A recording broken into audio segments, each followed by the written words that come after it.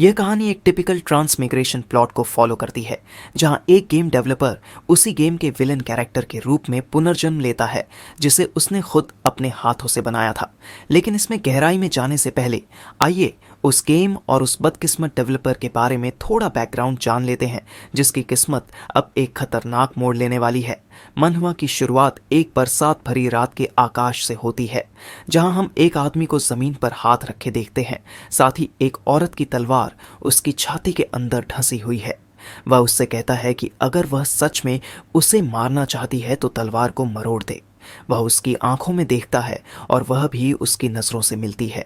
फिर धीरे धीरे अपनी कलाई हिलाकर तलवार को उसकी छाती के अंदर और गहराई तक घुमा देती है। वह खून उगलने लगता है। फिर धीरे धीरे अपना हाथ उठाता है और हल्की सी मुस्कान के साथ कहता है कि वही हमेशा की तरह खूबसूरत और उसकी पहुंच से परे है। वह अपना हाथ उसकी गाल पर रखता है, लेकिन धीरे धीरे उसकी ताकत खत्म होने लगती है, जिससे उसका हाथ गिर जाता है और उसके गाल पर खून का निशान छोड़ जाता है। वह पीछे हटती है और उसके आखिरी शब्द होते हैं डैम बीच। फिर अचानक एक स्टेटस विंडो दिखाई देती है, जिसमें लिखा होता है कि यह खत्म हो गया है और यह कुछ एंगेजमेंट ब्रेकिंग नामक चीज से जुड़ा था, जिसकी शर्त डेक्यूलियन की मौत थी। फिर हम एक आदमी को आह भरते हुए देखते हैं, जो स्क्रीन के दूसरी ओर बैठा कहता है, भगवान का शुक्र है कि अब ये ग्लिच नहीं हो रहा है और यह एक बग था जिसे ठीक करने में बहुत समय लग गया। आखिरकार उसने उस ग्लिच को ठीक कर दिया जो एंगेजमेंट ब्रेकिंग स्टोरी रूट में बार बार आ रहा था। इसके बाद हमें उससे यानी किम वजीन से मिलवाया जाता है, जो एक लंबी थकी हुई अंगड़ाई लेता है और कहता है कि अब वह लगभग इस ओवरटाइम से मुक्त होने वाला है। फिर वह बताता है कि वह एक गेम डेवलपर है और एक गेम कंपनी में काम करता है जिसका नाम रिव है। ये कंपनी कोरिया के कंसोल गेम इंडस्ट्री के वेस्टलैंड में अचानक से उभर कर आई थी और एक के बाद एक हिट गेम्स रिलीज कर रही थी। इसी वजह से इस कंपनी को जल्द ही दुनिया भर में लोकप्रियता मिली। अभी वह जिस गेम का टेस्ट कर रहा है वह र्यू का सबसे नया ट्रिपल ए गेम है, जिस पर पूरी कंपनी की किस्मत टिकी हुई है। आसान शब्दों में कहें तो यह गेम या तो उन्हें बुलंदियों तक ले जाएगा या फिर पूरी तरह डुबा देगा।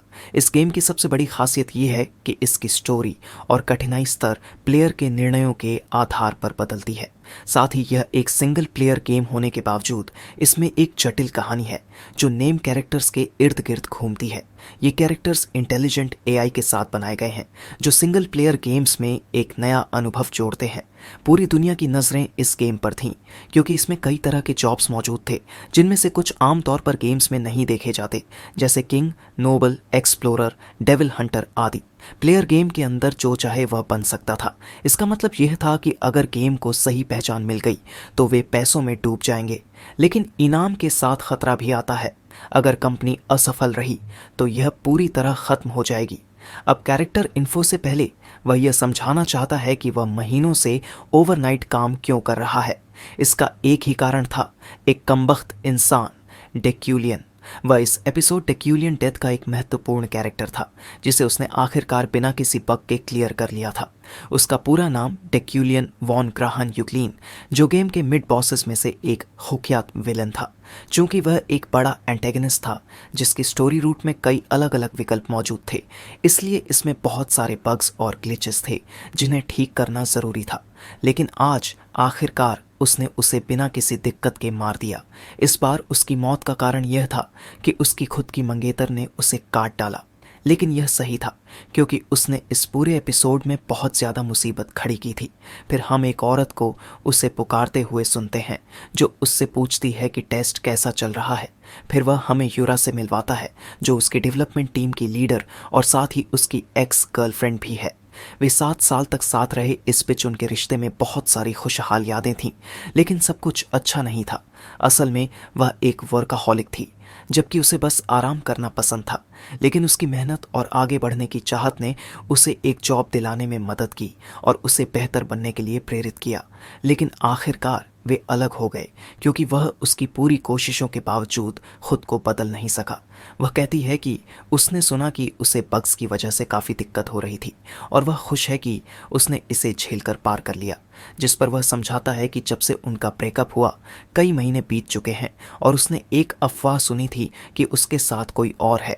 इसलिए वह आगे जोड़ता है कि ऐसा लग रहा है कि वह जिससे भी मिल रही है उससे सब कुछ अच्छा चल रहा है। यह सुनकर वह थोड़ी हैरान हो जाती है, लेकिन कहती है कि अफवाहें बहुत जल्दी फैलती हैं और कंपनी में हमेशा की तरह चीज़ें चल रही हैं। उसे लगता है कि सब कुछ ठीक चल रहा है। इस पर वह बस इतना कहता है कि उसके मुंह से यह सुनना थोड़ा फ्रस्ट्रेटिंग है।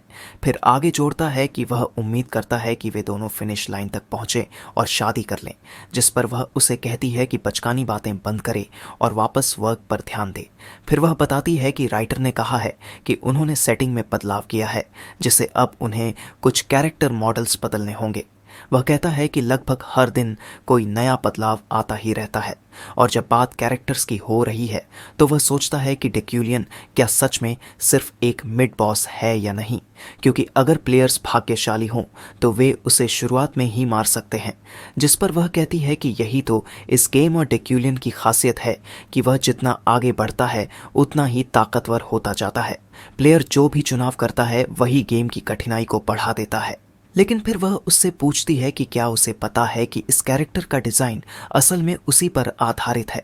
वह हैरानी से पूछता है कि वह किस बारे में बात कर रही है, लेकिन वह सिर्फ हंसते हुए कहती है कि यह मुमकिन नहीं कि जब वह मॉडलिंग कर रहा था तब उसे यह महसूस न हुआ हो कि दोनों के हाव भाव कितने एक जैसे हैं।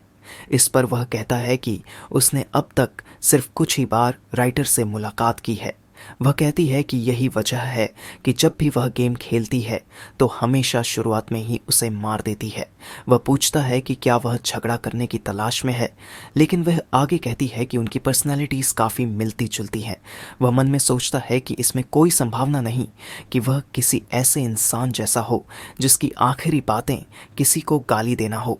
वह उसे आगे कहती है कि बहुत हो गई बातें, अब इसे बंद करे और प्ले टेस्ट के बारे में अपनी राय बताए। जवाब में वह कहता है कि गेम खुद मज़ेदार है, लेकिन उसे चिंता है कि पूरी कंपनी का अस्तित्व इस पर टिका हुआ है। वह कहती है कि उसे ऐसी चीज़ों की चिंता नहीं करनी चाहिए। गेम प्ले ट्रेलर ने दुनिया भर के लोगों को उत्साहित कर दिया है, तो यह निश्चित रूप से फ्लॉप नहीं होगा। फिर वह नीचे बाईं ओर देखता है और उससे पूछता है कि क्या वह उसका मैन नहीं है। वह कहती है कि इतनी रात को ऐसा कैसे हो सकता है। तभी हमें एक आदमी दिखता है जो कार के पास खड़ा होकर अपने फ़ोन को देख रहा है। फिर वो जिन उससे पूछता है कि वह वहाँ खड़ी क्या है और जोड़ता है कि उसे और इंतज़ार नहीं कराना चाहिए, बल्कि उसके पास जाना चाहिए। वह कहती है कि वह सही कह रहा है और अब वह निकल रही है। जाते जाते वह कहती है, आज अच्छा काम किया। उससे थोड़ा कड़वा गुड बाय होने के बाद वो जीन अपने वर्क पर लौटता है और एक लंबी सांस लेते हुए कहता है कि अब डेक्यूलियन की जांच करने का समय आ गया है। लेकिन फिर वह खुद से पूछता है कि क्या राइटर सच में गंभीर है। वह सोचता है कि आखिर यह कैरेक्टर उससे कैसे मिलता जुलता है। डेक्यूलियन के पास प्रोडिजी और मीडियोकर मेज जैसी ट्रेट्स थीं। बचपन में डेक्यूलियन को एक प्रतिभाशाली इंसान के रूप में सराहा जाता था और उसे मैजिक प्रोडिजी कहा जाता था, लेकिन असलियत में वह उतना महान नहीं था जितना दिखता था। उसका प्राइड, एरोगेंस और एक उच्च श्रेणी के नोबल के रूप में पला बढ़ा होना, इन सब ने मिलकर उसे इंसानियत का सबसे घटिया व्यक्ति बना दिया। वह पूरी तरह से एक स्कमबैग था। ऐसा सोचते हुए वुजिन कहता है कि इस इंसान को अब इंसान कहना भी मुश्किल है। भले ही वह स्टोरी के आगे बढ़ने के साथ और ताकतवर होता जाता हो, लेकिन आखिरकार वह हमेशा उन लोगों से घिरा रहता है जो उससे नफरत करते हैं। अब वह सोचता है कि क्या वह उसकी ट्रेड्स या पर्सनालिटी में कुछ और जोड़ सकता है, ऐसी चीज़ें जो इतनी स्पष्ट न हों, क्योंकि आखिरकार वह खुद ही इसका रेफरेंस है। इसलिए वह उसे कुछ ट्रेड्स जोड़ना चाहता है जिससे उसमें सहानुभूति या समझदारी जैसी भावनाएं आ सके, क्योंकि कम से कम उसे थोड़ा तो सिंपैथेटिक बनना चाहिए जैसे वह खुद है। इसलिए वह कुछ और चीज़ें जोड़ने का फैसला करता है, जैसे wealthy magnate, Midas touch, sharp eyesight और आयरन बॉडी। लेकिन उसने कहा था कि वह सिर्फ 2-3 चीज़ें जोड़ेगा, लेकिन पूरी की पूरी लिस्ट ही डाल दी। इसका एहसास होते ही वजीन खुद से कहता है कि उसने ज़्यादा ही कर दिया और कई चीज़ें जोड़ दी जो देखने में तो अच्छी लग रही थीं, लेकिन अब जब वह दोबारा सोचता है तो पाता है कि उसे ऐसा नहीं करना चाहिए था। इसलिए वह फैसला करता है कि कुछ भी होने से पहले वह डेक्यूलियन के कैरेक्टर को उसके ओरिजिनल स्टेट में वापस ले आएगा। लेकिन ठीक तभी जब वह उसे पहले जैसा बनाने वाला होता है, उसे अचानक एक मैसेज आता है जो उसे डरा देता है। वह सोचता है कि इतनी रात को कौन उसे मैसेज कर रहा है। फिर हमें पता चलता है कि यह स्क्रिप्ट राइटर है, जिसे डेवलपर रायन कहा जाता है। वे पूछते हैं कि क्या वह काम कर रहा है। वो जीन कहता है हाँ, और पूछता है कि क्या मॉडल में कोई बदलाव करना है। अगर हाँ तो वह तुरंत कर देगा, लेकिन रायन कहता है कि ऐसा कुछ नहीं है, वह तो बस देखने आया है। वो जिन सोचने लगता है कि वह क्या कह रहे हैं, क्या वे मिलकर बग्स चेक करना चाहते हैं। लेकिन रायन हंसते हुए कहता है नहीं, पहले तुम विंडो के बाहर देखो। अब वो जिन सोचने लगता है कि यहाँ हो क्या रहा है और बाहर देखने लायक क्या है। तभी हमें आसमान में एक विशाल छेद दिखाई देता है जिसमें से लाइटनिंग चमक रही होती है, जिसे देख वोजीन हैरान हो जाता है क्योंकि लाइटनिंग तेजी से चमकने लगती है। वह पूछता है ये क्या बकवास है और आसमान में छेद कैसे आ गया। तभी अचानक लाइटनिंग नीचे गिरती है और एक जोरदार एक्सप्लोजन होता है जिससे उसकी चेतना खोने लगती है। वह भयानक दर्द से गुजरता है और सोचता है कि वह कहाँ है और यह किससे देख रहा है। फिर हम एक आदमी की आवाज़ सुनते हैं, याद रखना बच्चे, तुम्हें हमेशा सतर्क रहना होगा। डेक्यूलियन को मारना इतना आसान नहीं है। वह अब भी कमज़ोर दिख सकता है, लेकिन वह कभी भी फिर से खड़ा हो सकता है। वह बस अपने टैलेंट्स के संतुलन को बनाए रख रहा है। आखिरकार वह एक डिस्पिकेबल विलन है। फिर अचानक कोई चिल्लाता है, जागो डेक्यूलियन, उठो। उसी पल वह अपनी आंखें खोलता है और एक औरत पूछती है कि वह और कितनी देर तक यूं ही पड़े रहने वाला है, फिर भी खुद को ह्यूमन कहता है। फिर हम वुजीन की आवाज़ सुनते हैं जो कहता है कि अब उसे सब समझ आ रहा है। उसे इस शरीर में आए कुछ दिन हो चुके हैं, लेकिन फिर भी यह सब एक सपने जैसा लगता है। वह औरत पूछती है कि वह बस एक लड़की के कारण खुद को और कितनी देर तक यूं बंद रखेगा। क्या वह उनके फैमिली नेम को बर्बाद करना चाहता है। फिर वह कुछ कागज़ ज़मीन पर फेंकते हुए कहती है कि अगर वह अपने प्रोफेसर पोजीशन से फायर्ड नहीं होना चाहता, जिसे वह इतना पसंद करता है, तो उसे जाकर काम पर लगना होगा। वजीन बताता है कि एक हफ्ता पहले रात के समय अचानक एक अजीब घटना हुई और जब वह जागा तो खुद को एक अनजान जगह और अनजान शरीर में पाया। जितना वह समझ पा रहा है वह उसी गेम के अंदर है जिसे वह विकसित कर रहा था, और जानी पहचानी जगहें उसकी शंका को और मजबूत कर रही थीं। सबसे बड़ी बात यह थी कि वह अब उस आदमी के शरीर में था जो किसी भी स्थिति में डेथ से बच नहीं सकता था, चाहे वर्ल्ड स्टोरी का कोई भी राउटे हो। वह खुद विलन डेक्यूलियन बन चुका था। इसके बाद हम उसे बेड पर लेटा हुआ देखते हैं। अब से मैं उसे और डेक्यूलियन कहूँगा क्योंकि वह अब उसी के शरीर में है, और ब्रो पूरी तरह से हारा हुआ दिखता है।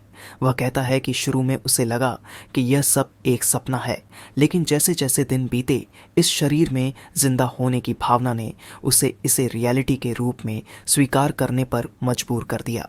लाइटनिंग से मरने के बाद शायद वह किसी तरह के आफ्टर लाइफ का अनुभव कर रहा है, लेकिन एक चीज़ जिसे लेकर वह 100% सर्टन है वह यह है कि अब वह उसी इन डेवलपमेंट गेम का विलन बन चुका है जिस पर वह दिन रात मेहनत कर रहा था, और यह शरीर जिसे उसने अपना लिया है वही कैरेक्टर है जो किसी भी रूट में प्लेयर द्वारा मारा जाता है, जिसे अब वह इस दुनिया के अनगिनत लोगों का एनिमी है और तमाम तरह की घटनाओं का मूल कारण भी। और उसे अब भी यकीन नहीं हो रहा कि इतने सारे विकल्पों में से उसे इसी शरीर में आना पड़ा। साथ ही सबसे बड़ी समस्या यह है कि उसे यह नहीं पता कि गेम के किस स्टेज में उसकी एंट्री हुई है। उसे सिर्फ एक ही चीज़ पता है, उसके पास कुल कितना मना है, लेकिन वह इसे इस्तेमाल करना भी नहीं जानता। इसी वजह से वह अभी किसी भी तरह से फाइट बैक नहीं कर सकता, और वह मजाक नहीं कर रहा जब वह कहता है कि गेम डेवलपमेंट के दौरान जब सभी एम्प्लॉयज़, जिनमें वह खुद भी शामिल था, ने रूट्स को हज़ारों बार टेस्ट किया, तो वह सिर्फ एक सिंगल सिनेरियो में ही सर्वाइव कर पाया। वह एक विलन के रूप में बनाया गया था और मिड गेम बॉस के रूप में अपनी भूमिका निभाने के बाद मारा जाता था। अब वह उन डॉक्यूमेंट्स को देखता है जो लड़की ने उसके लिए छोड़े थे। वे कुछ ऐसी चीज़ों का जिक्र कर रही हैं जो इंपीरियल यूनिवर्सिटी से संबंधित हैं, और यह भी कि वह वहाँ एक सीनियर प्रोफेसर है। वह बताता है कि उस लड़की का नाम यूरी वॉन ग्राहन यूक्लेन है और वह उसकी हाफ सिस्टर है, जो असल में यूक्लेन फैमिली की असली संचालक है, जबकि डेक्यूलियन केवल नाम का लॉर्ड है। साथ ही उन दोनों के रिश्ते अच्छे नहीं हैं, और जिस औरत का जिक्र यूरी ने किया था वह शायद जूलिया है। उसे पहले से ही शक था, लेकिन अब ऐसा लग रहा है कि डेक्यूलियन और जूलिया के बीच कुछ चल रहा है। यूरी गुस्से में वहां से चली जाती है, ये कहते हुए कि वह ये डॉक्यूमेंट्स यहीं छोड़कर जा रही है। अगर डेक्यूलियन अपने प्रोफेसर पोजीशन से फायर्ड नहीं होना चाहता तो उसे काम पर जाना होगा। इन बातों को याद करते हुए डेक्यूलियन सोचता है कि आज असल में लेक्चर का दिन है। फिर वह एक लंबी सांस लेता है और कहता है कि उसे जाना ही होगा, भले ही उसने कभी भी लेक्चर नहीं लिया हो। उसे किसी भी तरह से इंफॉर्मेशन इकट्ठा करनी होगी और सबसे ज़रूरी बात, वह स्टेटस विंडो देख सकता है जिसमें लिखा है कि उसका प्राइमरी सर्वाइवल गोल यह है कि वह गेम के लिए ज़रूरी बन जाए। साथ ही उसका साइड क्वेस्ट है यूनिवर्सिटी लेक्चर, जिसे पूरा करने पर उसे स्टोर क्रेडिट्स मिलेंगे। वह कहता है कि अगर सिर्फ इस वजह से भी उसे जाना पड़े तो भी वह तैयार है, क्योंकि यूरी उन कारणों में से एक है जिसकी वजह से उसकी डेथ हो सकती है। साथ ही स्टोर करेंसी भी बहुत महत्वपूर्ण है। वह लेक्चर देने को लेकर ज़्यादा चिंतित नहीं है, क्योंकि इस बॉडी में अंडरस्टैंडिंग नाम की एक ट्रेट है। इसकी खासियत यह है कि वह किसी भी चीज़ को समझ सकता है, बस उसे माना खर्च करना होगा। जब वह डेक्यूलियन बना था तब उसने ये ट्रेट उसे इसलिए दी थी ताकि वह कम से कम कुछ हद तक सिंपैथेटिक बन सके। चूंकि यह एक इनेट ट्रेट है जो गेम के बाद के हिस्से में नजर आती है, इसका कुछ हिडन यूजेस भी होने चाहिए। उसका बेडरूम काफ़ी बड़ा है, उसे बाथरूम और कपड़े अनफेमिलियर लगते हैं, लेकिन वह इनका इस्तेमाल जितनी आसानी से कर रहा है वह खुद हैरान है। ऐसा लग रहा है जैसे वह हमेशा से डेक्यूलियन की तरह ही जीता आया हो। उसका असली रूप शायद इन कपड़ों को चीज़ी मानता, लेकिन अब वे उसे एलिगेंट और कंफर्टेबल लग रहे हैं। यह भी उसके ट्रेड्स की वजह से हो रहा है, जो हैं इंटिमिडेशन, डिग्निटी और एस्थेटिक सेंस। ऐसा लग रहा है जैसे सब कुछ उसे यह बताने की कोशिश कर रहा हो कि यह अब उसका न्यू बॉडी है। असल में वह इस बॉडी की एटिकेट के खिलाफ नहीं जा सकता, भले ही पहले ये चीज़ें उसके लिए अनकंफर्टेबल होती। यहाँ तक कि सिर्फ इन्फॉर्मेशन इकट्ठा करने के लिए लेक्चर में जाना भी अब उसे नॉर्मल लग रहा है। वह एक आउटस्टैंडिंग और प्रेशियस नोबल है, लेकिन फिर भी उसे थोड़ा सा प्रेशर महसूस हो रहा है, क्योंकि आखिरकार वह अब भी वो चीन ही है। वह खुद को देखना शुरू कर देता है, यह कहते हुए कि वह ऑब्जेक्टिवली टॉल और प्रिटी हैंडसम था, और अगर यूरा के शब्दों को उधार लें तो वह एक बोरिंग और लेजी बास्टर्ड है, जी की उसका असली रूप है। वह कहता है कि जब तक वह इस सच्चाई को याद रखेगा तब तक वह खुद को कभी नहीं भूलेगा और अपनी गार्ड भी डाउन नहीं होने देगा। फिर वह सोचता है कि उसने रियल लाइफ में भी कभी इतनी महंगी कार में सफ़र नहीं किया, और जब वह इस कार की कीमत के बारे में सोचता है तो उसे वो बास्टर्ड याद आ जाता है जिसे उसने यूरा के साथ देखा था, जिससे उसे थोड़ी चिढ़ हो जाती है। फिर हम देखते हैं कि कार में कोई और भी बैठा हुआ है। वह सोचता है कि यह बच्चा कौन है। उसे समझ नहीं आता कि यह बॉय है या गर्ल, लेकिन वह उसे गुड मॉर्निंग कहता है और कुछ पेपर्स थमा देता है। इस पर डेक्यूलियन सोचता है कि शायद यह उसका सेक्रेटरी या असिस्टेंट होगा, तो वह पूछता है कि क्या वह मेज है। वह जवाब देता है कि हाँ, वह पहले से ही डेक्यूलियन के ट्यूटलेज यानी शिक्षा में 3 सालों से है। डेक्यूलियन कहता है कि वह तो बस मजाक कर रहा था। फिर मन में सोचता है कि यह डॉक्यूमेंट्स शायद लेक्चर मटेरियल होंगे, लेकिन यह तो सिर्फ एक स्क्रिप्ट है जिसे उसे बस पढ़ना है।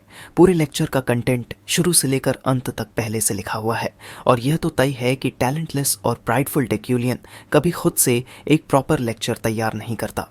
तो साफ तौर से ये सब इस बच्चे ने किया था जो पहले से ही सफ़र कर चुका है, इसलिए वह उसे गुड जॉब कहने वाला था।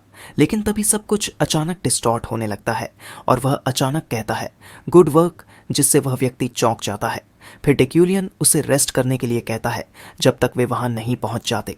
यहाँ तक कि ड्राइवर भी सरप्राइज्ड हो जाता है कि डेक्यूलियन किसी की प्रशंसा की है, जबकि डेक्यूलियन का स्टमक अजीब सा महसूस करने लगता है, जैसे कि उसमें नॉट्स पड़ रहे हों। इस पर वह सोचता है कि उसकी पर्सनैलिटी कितनी गिरी हुई है कि सिर्फ किसी की तारीफ करने से ही उसे अजीब महसूस होने लगा। जब वह मैंशन से निकला था तभी उसे थोड़ा अजीब महसूस हुआ था, लेकिन अब ऐसा लग रहा है कि डेक्यूलियन की पर्सनैलिटी उसके दिमाग पर इन्फेक्ट कर रही है। फिर जैसे ही उसे बताया जाता है कि वे पहुंच गए हैं तो वह डोर खोलता है और बाहर निकलता है, ये सोचते हुए कि यह अब से उसकी वर्क प्लेस है। और फिर हम इंपीरियल यूनिवर्सिटी देखते हैं जो सच में काफ़ी शानदार लग रही है। डेक्यूलियन कहता है कि लेक्चरर ने रोटियो हॉल का जिक्र किया था, इसलिए वह सीधे वहीं जाने लगता है। रोटियो हॉल में स्टूडेंट्स बात कर रहे हैं कि आखिरकार वे हेड प्रोफेसर डेक्यूलियन की लेक्चर अटेंड कर रहे हैं, जो कि स्पेल इंटरप्रिटेशन का जीनियस है और बचपन से ही एक प्रोडिजी रहा है। डेक्यूलियन अंदर आते वक्त सभी को पे अटेंशन करने के लिए कहता है और खुद को इंट्रोड्यूस करते हुए कहता है कि उसे मेज टावर के सीनियर प्रोफेसर के रूप में इस लेक्चर की जिम्मेदारी सौंपी गई है। फिर वह अपने पेपर्स नीचे रख देता है और कहता है कि वे लेक्चर शुरू करने जा रहे हैं। इसी बीच कुछ गर्ल्स उसे देखकर बड़बड़ करने लगती हैं और कहती हैं कि वह हैंडसम और कूल है, लेकिन एक लड़की बहुत गुस्से में लगती है जो साई करती है, ये कहते हुए कि वे आखिरकार मिले। वह आगे कहती है कि आखिरकार वह इस घटिया इंसान से मिल ही गई जो उसके पिता का मॉर्टल एनिमी है। वह कहती है कि 3 सालों पहले उसके पिता ने सुसाइड कर लिया था। उसके पिता ने कई सालों तक स्पेल इंटरप्रिटेशन पर रिसर्च के लिए डेडिकेट किया था, लेकिन जब उनका रिसर्च पेपर चोरी हो गया तो शौक में उन्होंने अपनी जान ले ली। जिस व्यक्ति ने उसके पिता का पेपर लिया था वह बाद में स्पेल इंटरप्रिटेशन का जीनियस बनकर मशहूर हो गया। अब तक तुम्हें अंदाज़ा लग ही गया होगा, वह कोई और नहीं बल्कि डेक्यूलियन है। लेकिन वह कुछ नहीं कर सकी, उसने सब कुछ खो दिया था जब उसके पिता चले गए। वह एक नोबल थी, लेकिन उसके पिता के जाने के बाद उसने सिर्फ अपना घर ही नहीं बल्कि अपनी टेरिटरी और कीमती सामान भी खो दी। अंत में उसके पास कहीं जाने की जगह नहीं थी। तब उसने खुद से कसम खाई कि वह इस घटिया इंसान से बदला लेकर ही रहेगी। उस दिन के बाद उसने दिन रात मेहनत की जब तक कि उसे इंपीरियल यूनिवर्सिटी में एडमिशन नहीं मिल गया, जहाँ डेक्यूलियन एक प्रोफेसर था। वह सच जानती थी जो बाकी स्टूडेंट्स नहीं जानते थे। डेक्यूलियन की स्पेल इंटरप्रिटेशन की एबिलिटीज महज एक फरेब थीं। उसके पिता की चुराई गई ग्लोरी से उसने उसके घर को तबाह कर दिया था और फिर भी इतने आराम से जी रहा था मानो कुछ हुआ ही ना हो। वह कैसे इतनी आसानी से जी सकता है जब वह उसके पिता की सही जगह पर खड़ा है। वह उसकी सच्चाई सबके सामने लाना चाहती थी, साथ ही वह अभी उसे मार देना चाहती थी, लेकिन उसने अपने गुस्से पर किसी तरह काबू कर लिया क्योंकि उसे परफेक्ट वेंजेंस के लिए और तैयारी की ज़रूरत थी। तभी डेक्यूलियन फिर सभी से कहता है कि वह लेक्चर शुरू करने जा रहा है और वह एक बार फिर खुद को इंट्रोड्यूस करना चाहेगा। वह कहता है कि वह मेज टावर का सीनियर प्रोफेसर है और एक मोनाक रैंक्ड मेज होने के नाते जो एलिमेंट्स पर कंट्रोल कर सकता है उसे उनका स्पेशल लेक्चरर नियुक्त किया गया है। शायद बाद में वह मेज रैंक्स के बारे में समझाएगा। डेक्यूलियन कहता है कि उसे यकीन है कि वे पहले से ही यह जानते होंगे क्योंकि वे यहाँ तक पहुँच चुके हैं, लेकिन मैजिक मुख्य रूप से 3 एट्रीब्यूट्स और 9 कैटेगरीज में बंटी होती है। एट्रीब्यूट्स इस प्रकार हैं: ओरिजिन जो कि मैजिक की फाउंडेशन है, एलिमेंट्स जिससे मटेरियल के ऑब्जेक्ट बनते हैं, और मीडियम जहाँ तक कैटेगरीज की बात है तो वे हैं summoning, spirits, destruction, support, manipulation, bewitchment. बाकी पढ़ने की ज़रूरत नहीं। डेक्यूलियन खुद भी अपनी बातों को ट्यून आउट करने लगता है। वह सोचता है कि यह उम्मीद से कहीं ज़्यादा स्मूथ जा रहा है। यह उसकी पहली लेक्चर है और वह मैजिक थ्योरी पढ़ा रहा है, एक विषय जिससे वह खुद ज़्यादा परिचित नहीं है।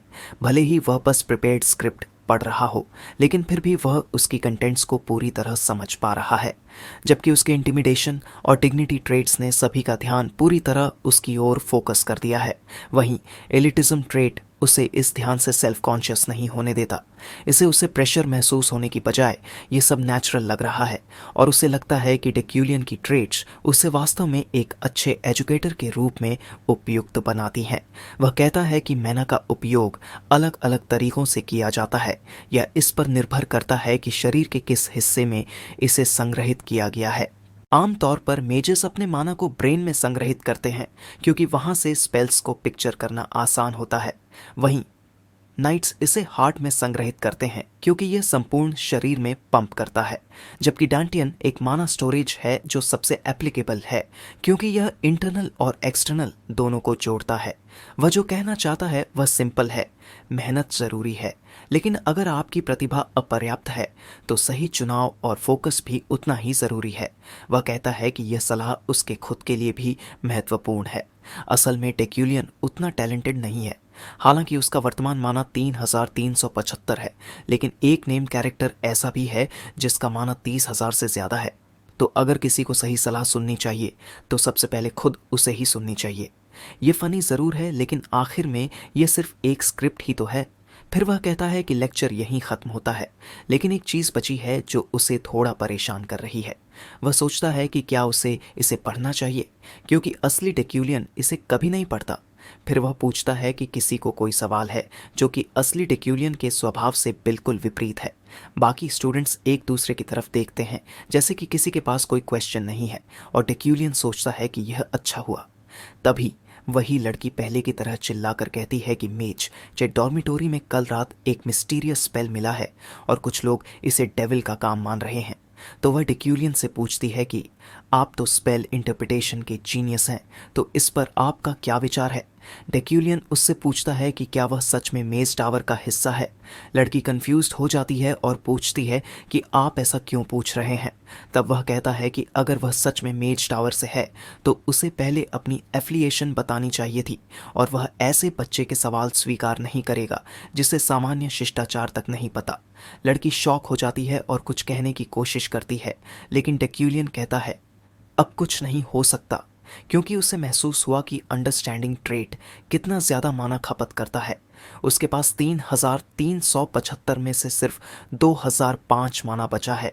सिर्फ लेक्चर स्क्रिप्ट को समझने में ही 1300 माना खर्च हो गया, तो एक अनदेखे स्पेल को समझने में कितना जाएगा वह कह नहीं सकता।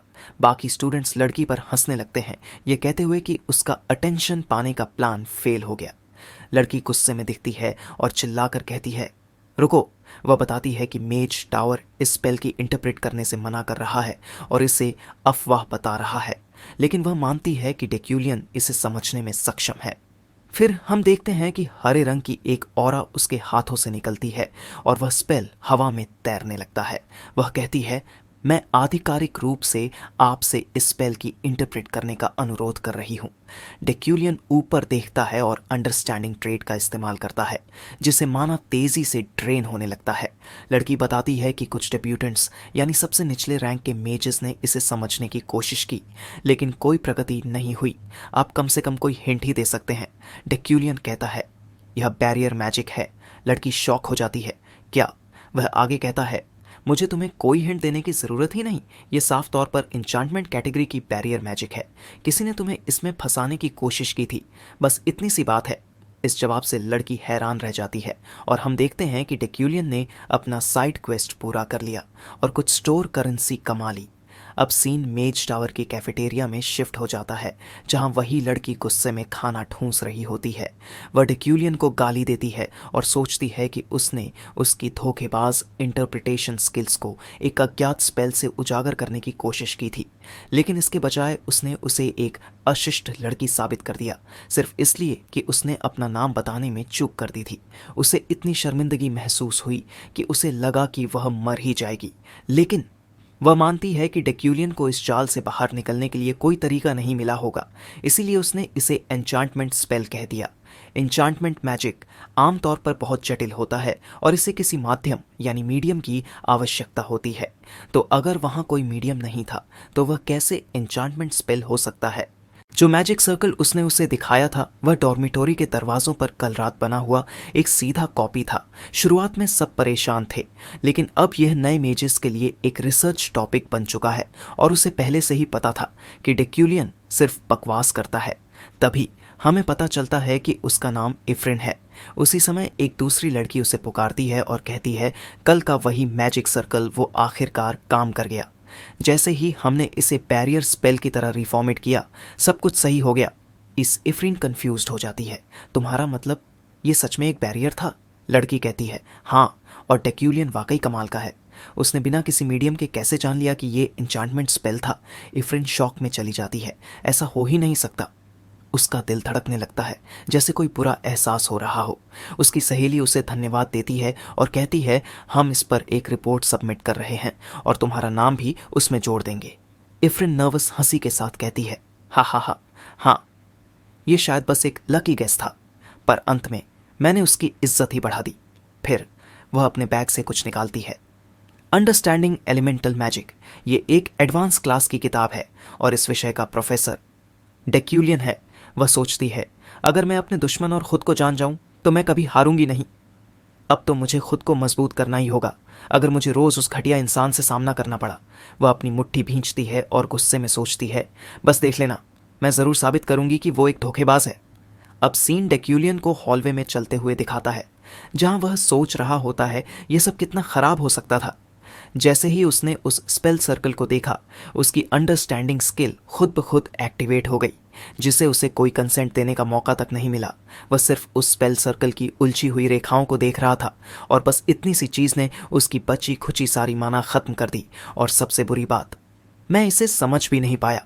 अगर उसकी मौजूदा माना का डबल भी होता तब भी वह इस स्पेल के प्रिंसिपल्स को नहीं समझ सकता था। पर कम से कम कुछ गलत तो नहीं हुआ। फिर एक महिला की आवाज सुनाई देती है। काफी समय हो गया है डेक्यूलियन। वह देखता है और इस बार हमसे जूलिया को सही से इंट्रोड्यूस किया जाता है। स्नो वाइट बाल और ट्रांसपेरेंट आंखें। ये चेहरा मैंने इसे कई बार अपने मॉनिटर पर देखा है। यही सोचते हुए वह उसे घूरता है। लड़की पूछती है, तुम ठीक तो हो? अब हमें उसका पूरा नाम बताया जाता है। जूलिया वोनादिया फ्रेडन व डेक्यूलियन की मंगेतर है और एक फेमस कैरेक्टर जो एक दिन नाइटहुड के शिखर तक पहुंचने वाली है। डेक्यूलियन जवाब देता है, हाँ मैं ठीक हूँ। पर जूलिया उसे एक ठंडी नज़र से देखती है और कहती है, क्या सच में?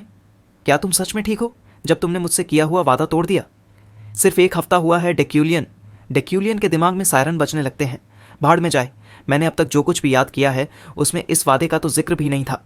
पर वह खुद को शांत करता है और अभिनय करने का फैसला करता है। वह कहता है, मुझे याद नहीं आ रहा। फिर वह आगे बढ़ने लगता है, पर जूलिया उसे रोक लेती है। क्या तुम इस बार भी पिछली बार की तरह भागने की सोच रहे? डेक्यूलियन समझ जाता है कि जे उसे इतनी आसानी से जाने नहीं देगी, तो चलो एक्टिंग जारी रखते हैं। शायद मैं बीमार होने की वजह से भूल गया हूं। क्या तुम मुझे याद दिला सकती हो कि हमने कौन सा वादा किया था? अब जूलिया साफ साफ बताती है कि क्या हुआ था। हमारा वादा यह था कि अगर तुम खुद के प्रति ईमानदार रहते और अपने दिखावे और अहंकार को सबके सामने स्वीकार कर लेते तो मैं तुम्हारे साथ रहूंगी। आती, भले ही दुनिया ही क्यों ना बिखर जाए, पर शायद मैं तुम्हें गलत समझ रही थी। वह गुस्से में कहती है, अब तुम जा सकते हो। डेक्यूलियन एक सेकंड के लिए उसकी ओर देखता है, फिर चुपचाप चला जाता है।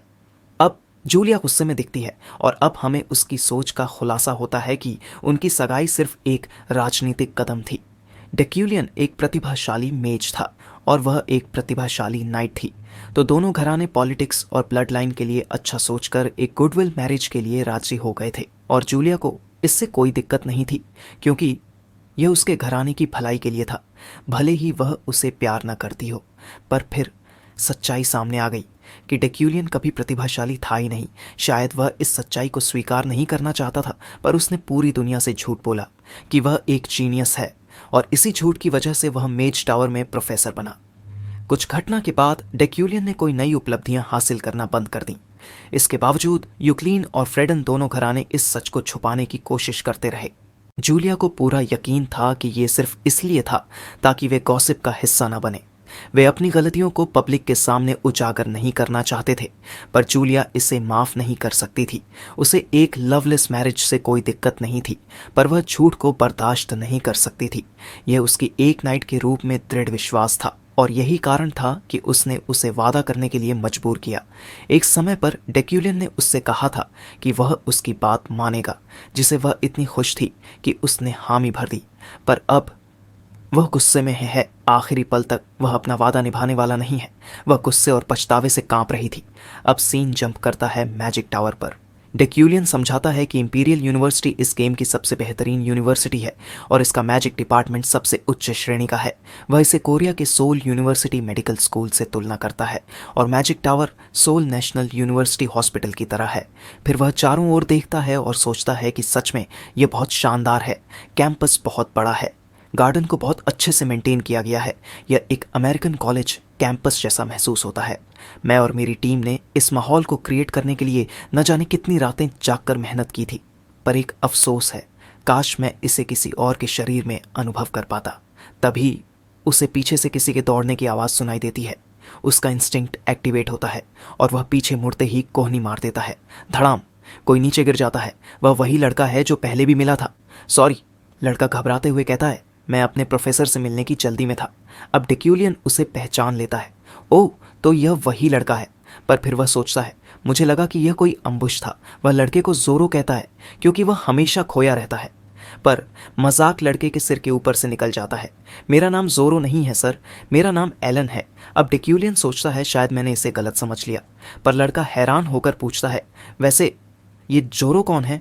फिर सीन कट होकर डेक्यूलियन के ऑफिस में जाता है, जहां वह पूछता है कि क्या यही वजह थी कि एलेन इतनी जल्दी में था। एलन जवाब देता है हाँ, और ये इस साल के नए मेजेस के लिए स्पॉन्सरशिप्स की लिस्ट है।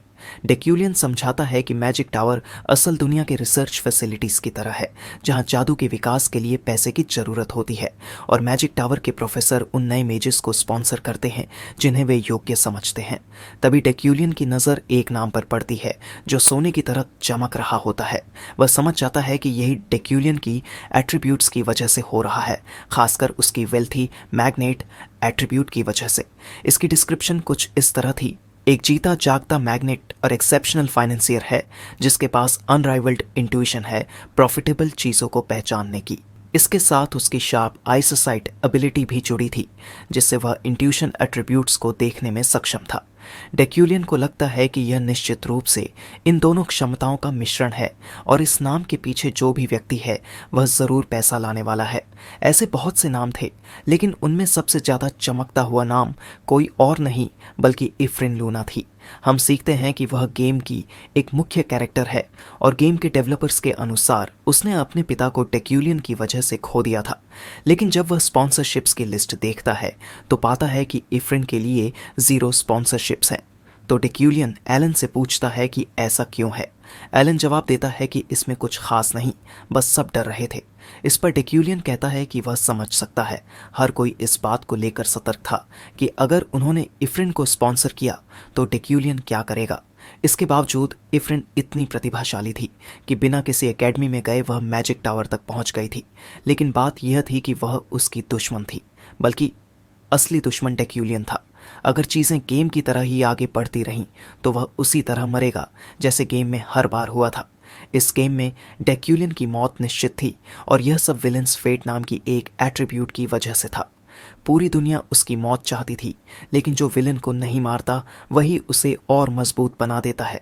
चाहे तलवार सीने में घुसे, सिर पर जादू की छड़ी मारी जाए, जहर मिले या आतंकवादी हमला हो, तरीका चाहे जो भी हो, उसकी मौत निश्चित थी। लेकिन अगर वह जीना चाहता है तो उसे एक अलग फैसला लेना होगा, एक ऐसा फैसला जो असली डेक्यूलियन कभी नहीं लेता। तो डेक्यूलियन पेपर पर साइन करने लगता है और एलन से कहता है कि इन डॉक्यूमेंट्स को जमा करवा दे और कुछ किताबें भी उधार ले आए, क्योंकि उसे कुछ लिखना है। घर जाने से पहले एलन कहता है कि वह समझ गया और डेक्यूलियन को अलविदा कहकर चला जाता है। जबकि डेक्यूलियन अपने ऑफिस में बैठकर सोचने लगता है कि जिंदा रहने के लिए उसे बहुत सारा पैसा चाहिए, क्योंकि डेथ रूट्स में से कई को पैसे से पार किया जा सकता है, और किसी मेज में इन्वेस्ट करना उसे पैसा कमाने का एक तरीका लगता है। लेकिन यह काफ़ी नहीं है। इस दुनिया में कई नेम कैरेक्टर्स हैं जो उससे नफरत करते हैं, और वे उसे मारने की कोशिश करेंगे जब भी मौका मिलेगा। इसलिए अगर उसे जिंदा रहना है तो उसे बचने का कोई रास्ता चाहिए। अब बस उसे एक ही उपाय दिखता है कि उसे इतना ताकतवर बनना होगा कि कोई उसे दबा ना सके। लेकिन मजबूत बनना इतना आसान नहीं है, क्योंकि उसकी खुद की टैलेंट्स सिर्फ औसत दर्जे की हैं। इस रफ्तार से वह भविष्य के खतरों का सामना नहीं कर पाएगा, और ना ही उन गिनती न खत्म होने वाली मौतों से बच पाएगा जो आगे आने वाली है, जब तक कि वह ठीक से तैयार नहीं होता। हालांकि उसके पास एक चीज़ है जो उसके पक्ष में जाती है, वही है उसकी एट्रीब्यूट्स। डेक्यूलियन वैसे चारों एलिमेंट्स को कंट्रोल नहीं कर सकता जैसा वह दिखावा करता है, लेकिन वह निश्चित रूप से अर्थ और फायर को मैनिपुलेट करने की क्षमता रखता है। इन्हीं दोनों तत्वों को मेटल के साथ जोड़ने का नतीजा होता है डेक्यूलियन की दूसरी एट्रीब्यूट, माइडास टच। यह एबिलिटी यूज़र के माना को कंज्यूम करके टारगेट की पोटेंशियल को अनलॉक कर सकती है। इसी वजह से उसकी मेटल टैलेंट उसे फ्लाइंग माइंड सोर्ड का उपयोग करने की क्षमता देती है। नाम से सुनने में फ्लाइंग माइंड सोर्ड बड़ा ग्रैंड लगता है, लेकिन असल में यह सिर्फ टेलीकिनेसिस है। फिर भी यह इस दुनिया में मेन स्ट्रीम नहीं है। वह एक बेसिक मैनिपुलेशन मैजिक की किताब पढ़ रहा है और सोचता है कि यही तरीका है जिससे वह अपनी शक्ति की कमी को पूरा कर सकता है। लेकिन यह सब समझने के लिए सबसे पहले मैनिपुलेशन सीखनी होगी। उसे ऑब्जेक्ट्स को कंट्रोल करना सीखना होगा, और वह अभी इसे टेस्ट करने का फैसला करता है। जैसे ही वह किताब पर हाथ रखता है, वह सोचता है कि अब इसे आजमाने का समय आ गया है। उसके हाथों से एक नीली आभा निकलने लगती है और किताब से कुछ शब्द ऊपर उठकर एक विशाल मैजिक सर्कल बना देते हैं, जिन्हें वह आश्चर्य से देखता है क्योंकि यह तेजी से घूमने लगता है। वह महसूस करता है कि इसे तो बेसिक मैनिपुलेशन से संबंधित सारे स्पेल्स उसके दिमाग में समा रहे हैं, जिससे वह पसीने से तर हो जाता है और तेजी से सांस लेने लगता है। कुछ देर बाद वह अपनी कलम की ओर देखता है और सोचता है कि अगर अभी कोशिश की जाए तो ज़रूर काम करेगा। जैसे ही वह कोशिश करता है, कलम हवा में तैरने लगती है। वह हैरान होकर कहता है कि अब वह सच में कर सकता है। टेलीकिनेसिस की एबिलिटी अब याद हो चुकी है और अब इसे बिना किसी मंत्र यानी इनकैंटेशन के इस्तेमाल किया जा सकता है। उसे विश्वास नहीं होता कि जो कुछ वह सिर्फ कैरेक्टर सेटिंग्स में पढ़ता था, अब उसे सच में इस्तेमाल कर सकता है। भले ही यह बेसिक हो, लेकिन अगर सीखने का यह स्तर है तो एडवांस्ड टेलीकिनेसिस सीखने के बाद वह उतनी शक्ति हासिल कर लेगा जितनी वह चाहता है। अब वह सोचता है कि इसके साथ आगे क्या करना चाहिए। फिर नीचे किताबों की ओर देखते हुए वह विचार करता है कि अगर वह पूरे मैजिक सर्कल को अपने शरीर पर उकेर दे तो क्या होगा। इस दुनिया में जितना बड़ा मैजिक सर्कल उतनी ज़्यादा शक्ति। अगर ऐसा है तो वह अंडरस्टैंडिंग का उपयोग करके अपने शरीर को समझेगा और सिर्फ अपने दिमाग और दिल में इसे उकेरने की बजाय पूरे शरीर पर टेलीकिनेसिस को मजबूत करेगा। हालांकि इससे गंभीर साइड इफ़ेक्ट्स हो सकते हैं, लेकिन आयरन बॉडी एट्रीब्यूट की वजह से वह उन्हें सहन कर सकता है, क्योंकि यह उसकी शारीरिक क्षमताओं और एट्रीब्यूट्स को बहुत ऊंचा बना देती है। और यह कुछ ऐसा है जो सिर्फ वही कर सकता है। अब उसके पास लगभग 800 माना बचा है, जो कि टेस्टिंग के लिए काफ़ी होना चाहिए। इसलिए वह इसे आजमाने का फैसला करता है, जिससे फिर से नीली आभा निकलने लगती है, लेकिन इस बार जादुई शब्द उसके पूरे शरीर में फैलने लगते हैं। यह देखने में थोड़ा डरावना लगता है, लेकिन दर्द असहनीय है। उसके शरीर की हड्डियां टूट रही हैं, मांसपेशियां फट रही हैं और यह अब तक के अनुभव किए किसी भी दर्द से अधिक है। लेकिन नोबल की डिग्निटी की वजह से वह एक भी आवाज़ नहीं निकालता, न ही कोई चीखता है। कुछ देर बाद दर्द थोड़ा कम हो जाता है और हम देखते हैं कि उसके हाथ कांप रहे हैं। अब उसके पास सिर्फ एक माना बचा है।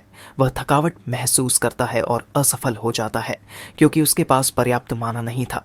लेकिन फिर भी कुछ प्रगति हुई है, क्योंकि अब उसके कंधे पर एक मैजिक सर्कल उकेरा जा चुका है। इस रफ्तार से पूरे शरीर पर मैजिक सर्कल उकेरने में लगभग हफ्ते लगेंगे। फिर कहानी 1 महीने आगे बढ़ जाती है। आज मेज टावर में फिर से डिक्यूलियन के लेक्चर का पहला दिन है। छात्र आपस में चर्चा कर रहे हैं कि यह उनके सीनियर से सुनी गई बातों से थोड़ा अलग लग रहा है। वे सोच रहे हैं कि क्या डिक्यूलियन की लेक्चर्स हमेशा ऐसे ही होते हैं, क्योंकि इस बार उन्होंने सिर्फ यह कहा है कि वह उनकी क्षमताओं को मापना चाहते हैं, जिसके लिए वे यहाँ किसी भी एलिमेंट का उपयोग करके परिणाम दिखा सकते हैं। पिछली बार उन्होंने छात्रों को एक लंबा लेक्चर दिया था, लेकिन इस बार यह सिर्फ सेल्फ स्टडी है। इसलिए छात्र सोच रहे हैं कि वह आखिर क्या परिणाम देखना चाहते हैं, क्योंकि वह खुद क्लास में मौजूद भी नहीं है। इफ्रिन इस बात से चिढ़ जाती है और कहती है, बिल्कुल वही करेगा यह, क्योंकि वह जिम्मेदार नहीं है। वह विश्वास नहीं कर पा रही कि पहले ही दिन उसने सभी को सिर्फ सेल्फ स्टडी के लिए छोड़ दिया, केवल एक साइन छोड़कर चला गया। क्या ऐसा भी कोई इंसान होता है? तभी कोई उसके पास से गुजरता है और उससे टकरा जाता है। वह गुस्से में पलट कर कहती है, तू अंधी है क्या? लेकिन जैसे ही वह चेहरा देखती है, वह चौंक जाती है। उसने जिसे टोक दिया वह सिल्विया वॉन जोसेफी इलाडे थी। सिल्विया उसे बिना कोई प्रतिक्रिया दिए सिर्फ उलझन भरी नज़रों से देखती है और आगे बढ़ जाती है। अब इफ्रिन सोच में पड़ जाती है कि क्या सिल्विया सच में मुझे नहीं पहचान रही? क्या वह वाकई मुझे भूल गई? थोड़ी देर बाद हम देखते हैं कि इफ्रिन रॉक मैजिक का उपयोग कर कुछ बना रही होती है। उधर इफ्रिन भी देख रही होती है और सोच रही होती है, क्या हुआ? अगर मैं गलत नहीं हूं तो वह इलाडे परिवार की है। सालों पहले इलाडे परिवार ने उसके और उसके पिता की शक्ति को लेकर संदेह जताया था। उन्होंने कुछ सैनिक भेजकर उनके मेंशन को घेर लिया और उन्हें धमकाया था, पर अब वह उसे पहचान भी नहीं रही। यह कैसे हो सकता है? तभी इफ्रिन की बनाई हुई छोटी सी रॉक टावर अचानक गिर जाती है, जिससे वह हैरान हो जाती है। यह ऐसा क्यों कर रहा है? मेरा माना कहीं और खींचा जा रहा है। वह पलट कर देखती है और सिल्विया को अपने पास एक और भी बड़ा स्टोन स्ट्रक्चर बनाते हुए देखती है। इफ्रिन गुस्से से पूछती है, तू क्या कर रही है? मैं जानती हूँ तूने मेरा टावर चुराया है। पर सिल्विया उसे पूरी तरह से नज़रअंदाज कर देती है। इफ्रिन और गुस्से में आ जाती है, तू सुन भी रही है या नहीं? जब सिल्विया फिर भी कुछ नहीं कहती तो इफ्रिन खुद से बड़बड़ाती है कि यह तो मेरी मौजूदगी को भी अनदेखा कर रही है। फिर वह कुछ सोचकर बोलती है, रुक, कहीं ये जानबूझकर तो नहीं कर रही? सिल्विया हल्का सा चौंकती है जब इफ्रिन घूरते हुए कहती है, जैसा मैंने सोचा था, ऐसा हो ही नहीं सकता कि तू मुझे भूल जाए। तू ही थी जिसने मेरे परिवार को धमकाया था और मुझे मैजिक से दूर रहने के लिए मजबूर किया था। अब जब मैं वापस आ गई हूं तो क्या तू डर गई है कि मैं तुझे पकड़ लूंगी और तुझसे आगे निकल जाऊंगी? सिल्विया बस शांत खड़ी रहती है, फिर कहती है, मुझे सच में नहीं पता कि तू कौन है। इफ्रिन चौंक कर पूछती है, तू मुझसे इस तरह अनौपचारिक भाषा में बात क्यों कर रही है? सिल्विया ठंडे लहजे में जवाब देती है, मुझे नहीं पता तू कौन है, लेकिन तेरे पिता को मैं जानती हूँ। वह एक घमंडी और लापरवाह नोबल था और मैंने सुना है कि वह मर चुका है। इस बात से इफ्रिन गुस्से में आ जाती है। इसी बीच कुछ छात्र वहां देखो चिल्लाने लगते हैं क्योंकि वे देखते हैं कि इफ्रिन हवा में उड़ते हुए हमला करने की तैयारी कर रही है। वह सिल्विया को गुस्से में घूरते हुए बोलती है, जो कुछ तूने कहा उसे फिर से बोल। तू मेरे पिता के बारे में ऐसा सोचने की भी हिम्मत कैसे कर सकती है? सिल्विया जल्दी से एक बैरियर बना लेती है, लेकिन वह घबराई हुई लग रही है और उसे होना भी चाहिए क्योंकि अगले ही पल एक जबरदस्त विस्फोट होता है। कुछ छात्र चीखते हैं और पूछते हैं कि कहीं कोई घायल तो नहीं हुआ। वे समझ नहीं पा रहे कि आखिर हो क्या रहा है। तभी दृश्य बदलता है और हम देखते हैं कि इफ्रिन सिल्विया के बाल पकड़कर उसे खींच रही है। सिल्विया चिल्लाती है, मुझे छोड़ दे, लेकिन इफ्रिन ठंडी आवाज में बोलती है, मैंने तुझसे कहा था कि अपनी बात दोहरा। मैं जल्दी ही इस लड़ाई को खत्म कर दूंगी। लेकिन तभी एक अजीब आवाज गूंजती है। छात्र पीछे मुड़कर देखते हैं और अचानक से चिल्लाने लगते हैं, वो क्या है? इफ्रिन तुरंत समझ जाती है कि ये वॉइड है। वह झट से बोलती है, यह सिल्विया के माना से टकराया है और अब यह अपने आसपास की हर चीज को निगल रहा है। बाकी के छात्र घबराकर दौड़ने लगते हैं। ये फटने वाला है। चिल्लाते हुए इफ्रिन घबराई आवाज में बोलती है, अगर यह एक्सप्लोड हुआ तो धातु के टुकड़े यानी मेटल फ्रैगमेंट्स गोलियों की तरह चारों तरफ बिखरेंगे, जिससे यहाँ मौजूद सभी लोग मर सकते हैं। जैसे जैसे वॉइड का ऑरा बड़ा होता जाता है, अंततः यह भयंकर धमाके के साथ फट जाता है। चारों ओर धातु के नुकीले टुकड़े फैल जाते हैं। इफ्रिन तेजी से एक डिफेंसिव बैरियर बना लेती है और डर के मारे अपनी आंखें बंद कर लेती है, लेकिन अचानक सब कुछ शांत हो जाता है। यह इतनी शांति क्यों है?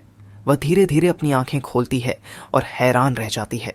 हम डेक्यूलियन को वहां खड़ा देखते हैं और चारों ओर हवा में फ्रोजन मेटल फ्रैगमेंट्स तैर रहे हैं।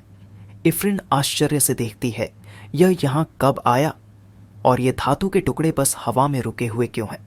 डेक्यूलियन अपनी टेलीकिनेसिस से उन फ्रैगमेंट को नियंत्रित कर रहा है। सभी छात्र यह देखकर मंत्रमुग्ध रह जाते हैं। वे सभी अभी भी मैजिक सीख ही रहे थे, लेकिन जो उन्होंने देखा उसने उन्हें जादू की असली सुंदरता का एहसास कराया। ये ऐसा एन्चैंटमेंट मैजिक था जिसे कोई भी नज़रअंदाज नहीं कर सकता था। जैसे ही डेक्यूलियन सभी धातु के टुकड़ों को एक जगह इकट्ठा करता है, वह सभी को देखता है और कहता है, आज की लेक्चर यही ख़त्म करते हैं। जो लोग इस हंगामे के लिए जिम्मेदार नहीं हैं, वे यहाँ से जा सकते हैं। इफ्रिन गहरी सांस लेती है और सोचती है, अब तो मैं फंस गई। और दृश्य बदल जाता है। अब हम इंट्रोगेशन रूम यानी पूछताछ कक्ष में हैं। इफ्रिन को अंदर लाया जाता है, तब माहौल काफ़ी गंभीर होता है। तभी एक नया व्यक्ति कमरे में प्रवेश करता है। वह कहता है, तो सबसे पहले पहुंचने वाले यही लोग हैं। फिर वह दो लोगों की ओर देखता है, चेयरवुमन और डेक्यूलियन। फिर आगे कहता है, जैसा कि अपेक्षित था, तुम दोनों की गंभीरता और प्रतिबद्धता सभी मेजेस के लिए एक आदर्श है। फिर हमें दो नए प्रोफेसरों से परिचित कराया जाता है। प्रोफेसर रिलन जो सपोर्ट स्टडीज़ पर ध्यान केंद्रित करता है और प्रोफेसर रेटनल जो स्पिरिट स्टडीज़ का प्रोफेसर है। चेयरवुमन जिनका नाम एडेलिन सिगिलियन है, दोनों प्रोफेसरों का स्वागत करती हैं। वह कहती हैं, मुझे खेद है कि मैंने आपको इतनी जल्दी बुलाया, लेकिन मैं आभारी हूँ कि आप तुरंत आ गए। तभी प्रोफेसर रिलन गुस्से में पूछता है, कौन था जिसने हाउस इलाड़े की महिला पर हाथ डालने की हिम्मत की? कुछ अन्य प्रोफेसर बड़बड़ाते हुए कहते हैं, कोई घटिया नॉन नोबल ही होगा, ऐसे लोग हमेशा परेशान करते हैं। रिलन तब डेक्यूलियन की ओर देखता है और कहता है, मैंने सुना कि तुमने स्थिति को संभाल लिया, वरना यह बहुत बड़ा बवाल बन सकता था। फिर एल मुस्कुराते हुए कहता है, काफ़ी प्रभावशाली था। लेकिन डेक्यूलियन इसे अलग नज़रिए से देख रहा था। वह सोचता है, यह तो खुल्लम खुल्ला चमचागिरी है। वह जानता था कि यहाँ बैठे सभी प्रोफेसर दुनियादारी में माहिर हैं, इसलिए इस डिसिप्लिनरी मीटिंग का परिणाम पहले से ही तय है।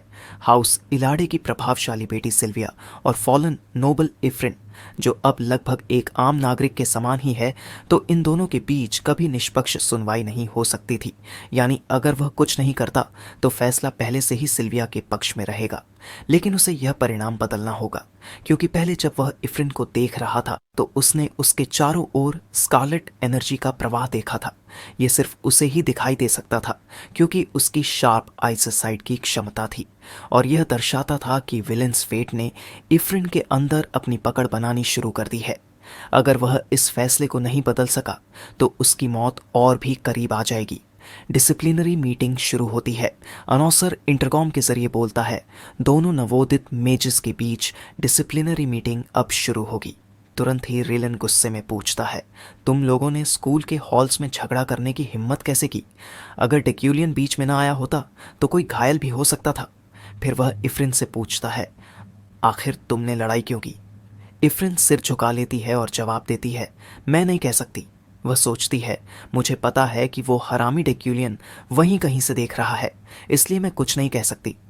सच्चाई यह थी कि सिल्विया ने जानबूझकर उसके पिता का अपमान किया और उसे उकसाया, लेकिन वह अपने दुश्मनों के सामने यह स्वीकार नहीं कर सकती थी।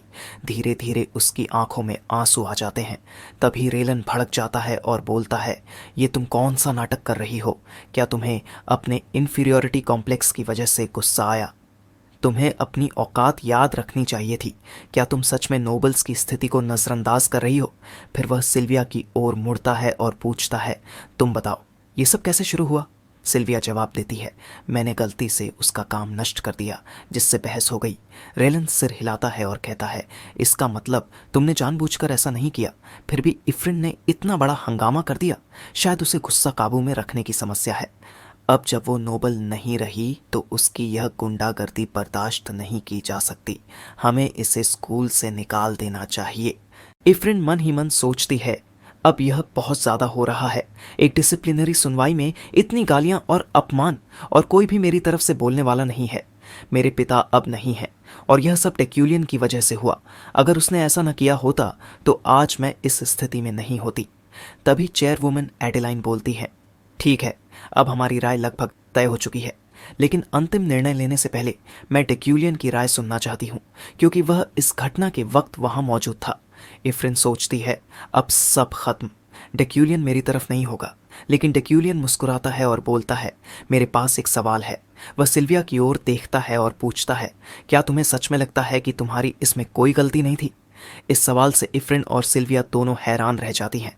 डेक्यूलियन दोबारा पूछता है, मैं फिर से पूछूंगा, क्या तुम्हें लगता है कि इस पूरी घटना में तुम्हारी कोई गलती नहीं थी?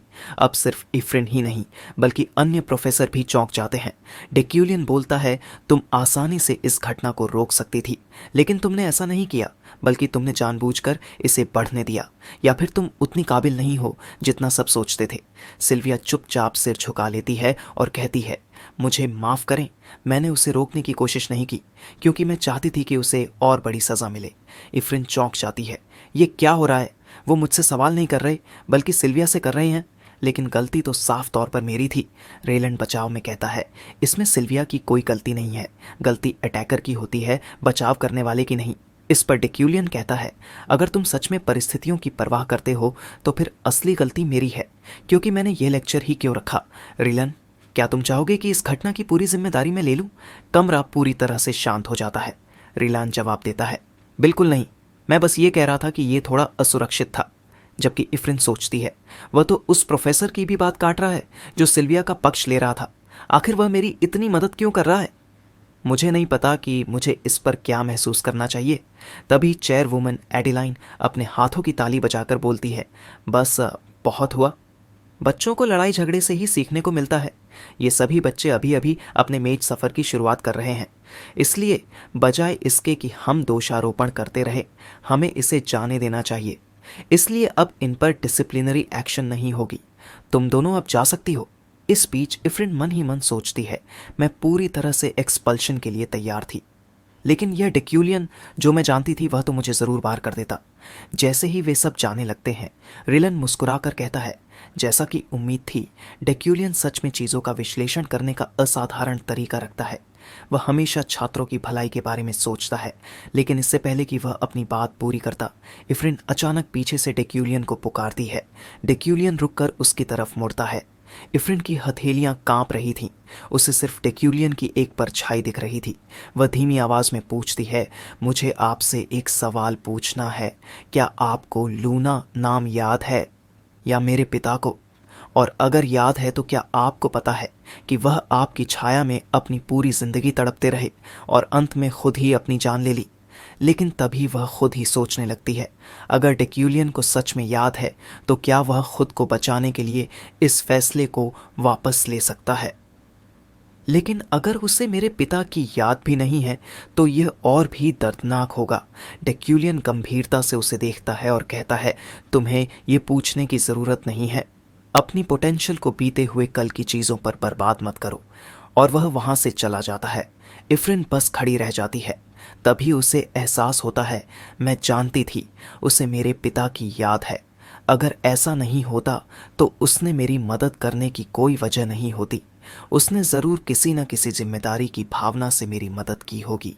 फिर अचानक उसके मन में एक और ख्याल आता है, या क्या उसने सिर्फ मुझ पर तरस खाकर मेरी मदद की? लेकिन फिर भी उसकी आंखों में आंसू आ जाते हैं। वह हल्की मुस्कान के साथ कहती है, चलो, कम से कम उसने मुझे भुलाया नहीं। और अगर वह मुझे अब भी याद रखता है तो फिलहाल मेरे लिए इतना ही काफ़ी है।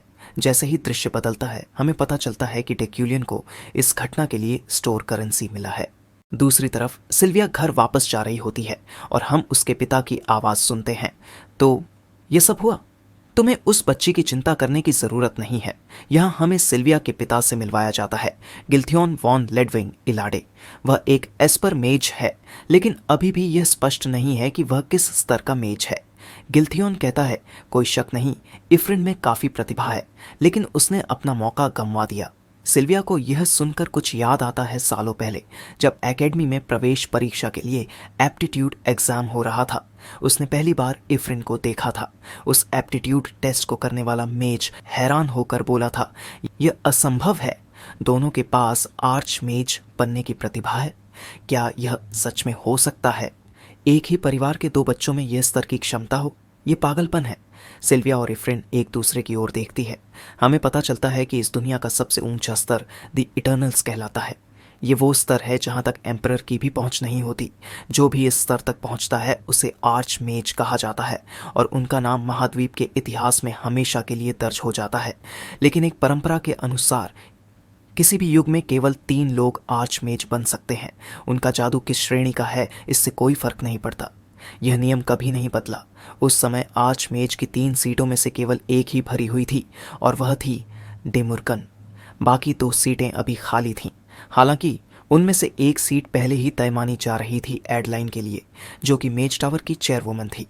इसका मतलब था कि आखिरी बची हुई सीट के लिए सिल्विया और इफ्रिन को प्रतिस्पर्धा करनी होगी। सिल्विया को यह सब बिना अपने पिता की बात सुने ही समझ आ गया था। तभी गिल्थियोन ने इफ्रिन के पिता कीगन से कहा था, तुम्हारी बेटी को इस परीक्षा से अपना नाम वापस ले लेना चाहिए। सिल्विया को याद आता है कि उस दिन उसे यह समझ में आ गया था कि उसके परिवार का लूना परिवार को कुचलने का असली कारण क्या था। यह सब सिर्फ उसे आर्च मैच बनाने के लिए किया गया था और इफ्रिन को उससे दूर रखने के लिए।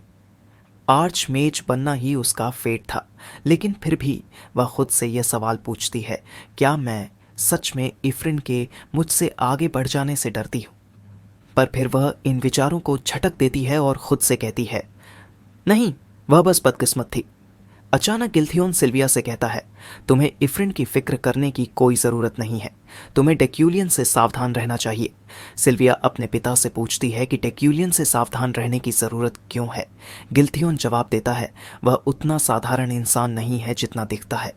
अभी वह किसी समस्या में फंसा हो सकता है, लेकिन एक समय पर उसे जीनियस कहा जाता था।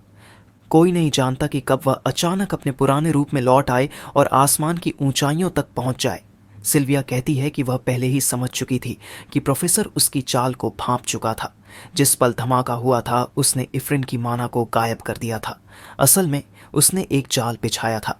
जैसे ही इफ्रिन की माना उसके जाल के संपर्क में आई, विस्फोट हो गया। जितनी बड़ी घटना होती, इफ्रिन उतनी ही बड़ी मुसीबत में फंस जाती। लेकिन डेक्यूलियन ने उसकी योजना को तुरंत समझ लिया था। जबकि सिल्विया ने पहले ही जांच लिया था कि कमरे में कोई मैजिकल ऑब्जर्वेशन तो नहीं हो रही, फिर भी डेक्यूलियन को सब कुछ पता था।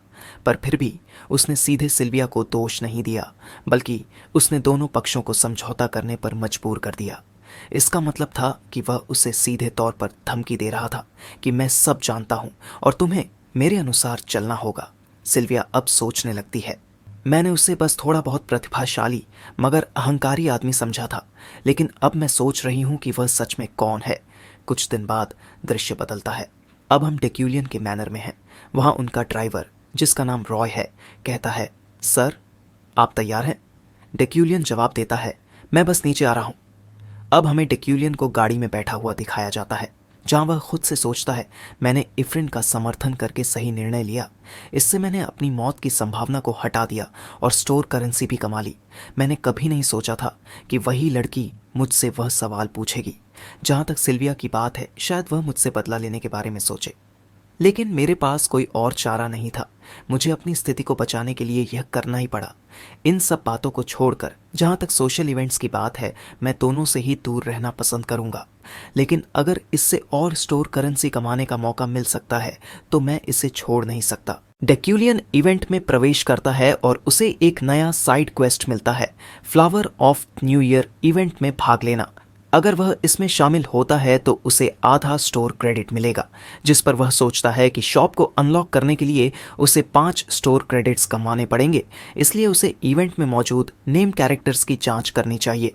रॉय कार रोकता है और डेक्यूलियन अंदर जाता है। भीतर जाते ही सभी उसका स्वागत करते हैं। वह देखता है कि वहां कई हाई रैंकिंग के नोबल्स एकत्र हुए हैं। इतने सारे नेम कैरेक्टर्स देखकर वह सोचता है कि उसने यहां आकर सही निर्णय लिया है। तभी उसकी नज़र हेल्म पर पड़ती है, जिसे उसने खुद मॉडिफाई किया था। डेक्यूलियन को लगता है कि यह जगह संभावनाओं से भरी हुई है। तभी एक अतिथि पीछे मुड़कर उसे देखता है और जोर से हंसता है। वह कहता है, मुझे बहुत खुशी है कि तुम यहाँ आए। मेरा बेटा तुम्हारी क्लास ले रहा है। इसके बाद बाकी मेहमान भी उसके पास आने लगते हैं। सबके सब डेक्यूलियन से मिलने के लिए उत्साहित लग रहे थे, लेकिन डेक्यूलियन सोचता है कि शायद उसे यहाँ नहीं आना चाहिए था। तभी वह किसी को किसी और से कहते हुए सुनता है, जनीसा, मैंने तुम्हारे फीड्स के बारे में कॉन्टिनेंटल जर्नल में पढ़ा था। ये सुनते ही डेक्यूलियन का ध्यान तुरंत आकर्षित होता है। वह सोचता है कि यह मौका उसके लिए सबसे महत्वपूर्ण है। जनीसा से मिलना, जो इस कहानी में एक बड़ा मोड़ लाने वाली है, आज की सबसे बड़ी उपलब्धि हो सकती है। मुझे उसे ढूंढना होगा, वह सोचता है। फिर हमें दूसरी मंजिल से एक लड़की को उसे घूरते हुए दिखाया जाता है, लेकिन उसके चेहरे पर कोई खुशी नहीं है। और यह लड़की कोई साधारण व्यक्ति नहीं है। वह शुरुआती कहानी की 5वीं सबसे ताकतवर किरदार है, जनीसा। डेक्यूलियन सोचता है कि जनीसा जरूर आसपास होगी। जब वह मुड़ता है तो उसे ऊपर खड़ी एक लड़की दिखाई देती है। वह तुरंत पहचान जाता है कि यह वही है। उसके आइकॉनिक आउटफिट को देखकर कोई शक नहीं रह जाता। वह जल्दी से उसके पास जाने का सोचता है, लेकिन तभी कोई और उसकी तरफ इशारा करता है। क्या वो वही है जिसे मैं समझ रहा हूँ? डेक्यूलियन के लिए यह सबसे बुरा समय था किसी के ध्यान में आने का।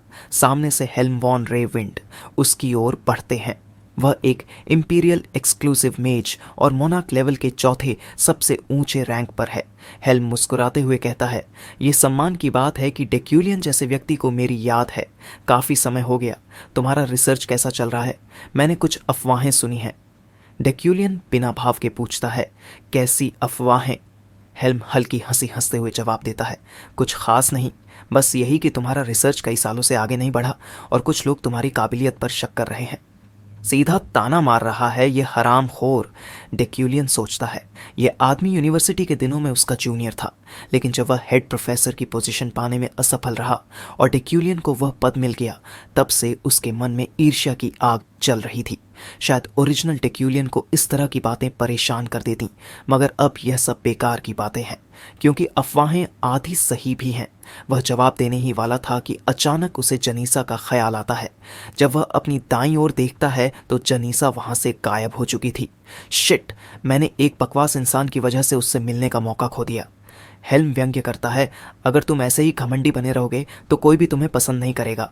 मगर डेक्यूलियन अब ध्यान नहीं देना चाहता, तो वह गुस्से में उसकी ओर बढ़ता है और सीधा कहता है, तू बहुत बकवास कर रहा है, दफा हो जा सड़े हुए कमीने। हेल्म गुस्से से चिल्लाने लगता है, तूने अब भी क्या कहा? मगर डेक्यूलियन पहले ही वहां से निकल चुका होता है। जनीसा को ढूंढना उसकी प्राथमिकता है। होल के अंदर बाकी मेहमान आपस में फुसफुसा रहे होते हैं, डेक्यूलियन कहाँ चला गया? वह सोचता है, इसलिए मुझे सोशल गैदरिंग्स पसंद नहीं है। यहाँ हर जगह चिपकू लोग भरे पड़े हैं। जनीसा की आवाज़ सुनाई देती है, हे डेक्यूलियन हाँ। वह दाईं ओर देखता है और देखता है कि यह जनीसा ही है। वह मुस्कुराकर पूछती है, यह बस इत्तेफाक था या तुम मुझे ही ढूंढ रहे थे? डेक्यूलियन थोड़ी देर सोचता है, क्या हम पहले से एक दूसरे को जानते हैं? ऐसा करके वह दिखाना चाहता है कि उसे कुछ याद नहीं। मैं बस रास्ता भटक गया था। जनीसा हंसती है, बकवास मत करो, मैं जानती हूं कि तुम मुझे ही ढूंढ रहे थे, कुछ कहना चाहते थे है ना? फिर वह एक गंभीर लहजे में कहती है, मैं मिशन के बारे में माफ़ी मांगती हूं, लेकिन मैंने एडवांस और कैंसलेशन फीस लौटा दी थी। क्या तुम मुझे माफ़ कर सकते हो? डेक्यूलियन अब समझने की कोशिश करता है, क्या उनके बीच पहले से कोई कमीशन आधारित रिश्ता था? जनीसा आगे कहती है, मुझे खेद है कि मैं तुम्हारे लिए एक जादू में प्रतिभाशाली बच्चा नहीं ला सकी। ऐसा नहीं था कि मैं नहीं ला सकती थी, लेकिन मैं उसे छोड़ नहीं पाई। एक बच्चा? किसकी बात हो रही है? डेक्यूलियन सोचता है। फिर उसे समझ आता है कि ओरिजिनल डेक्यूलियन अपने खुद के कमी को पूरा करने के लिए टैलेंटेड बच्चों को ढूंढ रहा था। जनीसा अचानक पूछती है, तुम कब तक ऐसे ही जीते रहोगे? डेक्यूलियन सोच में पड़ जाता है। इस शरीर को प्राप्त करने से पहले मैंने उन लोगों की मीठी बातों पर भरोसा किया जो किसी काम के नहीं थे। मैंने अपने आसपास के लोगों का भरोसा तोड़ा और सिर्फ अपनी शोहरत के लिए कई लोगों को चोट पहुंचाई। लेकिन अब मैं डेक्यूलियन की तरह नहीं जीना चाहता, मैं अलग तरह से जीऊंगा। जनीसा उसकी बात सुनकर थोड़ा हैरान होती है। मैंने सोचा था कि तुम मुझे मारने की कोशिश करोगे। आखिरकार मैंने एक सीक्रेट मिशन लिया था और फिर भाग गई थी। डेक्यूलियन शांत लहजे में कहता है, तुम ज्यादा सोच रही हो। अगर मैं तुम्हें मारना चाहता तो इसका मतलब होता कि मैं अपनी मौत को स्वीकार कर रहा हूं। जनीसा कोई साधारण इंसान नहीं है, वह एक नेम कैरेक्टर है जो सिर्फ अपने बाल की एक लट से किसी को मार सकती है।